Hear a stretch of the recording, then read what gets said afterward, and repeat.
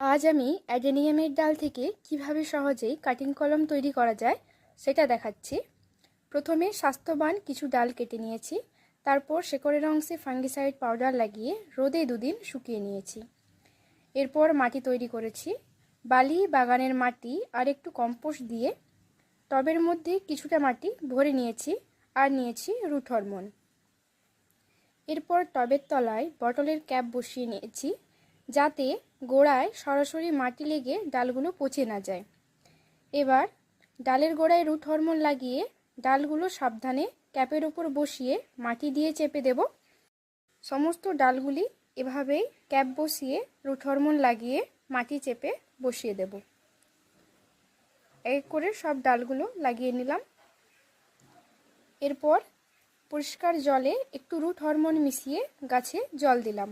দেখুন, জল দেওয়ার সঙ্গে সঙ্গে জল কিন্তু নিচে নেমে যাচ্ছে, জমে যাচ্ছে না। কিন্তু জল যদি না নামে এভাবে জমে যায়, তখন একটা সরু ডাল বা বড় পেরেকের পেছন দিয়ে মাটির মধ্যে 2-1টি গর্ত করে দিন।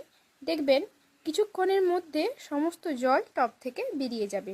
এখন এগুলোকে রোদে না রেখে শেডে রেখে দিচ্ছি।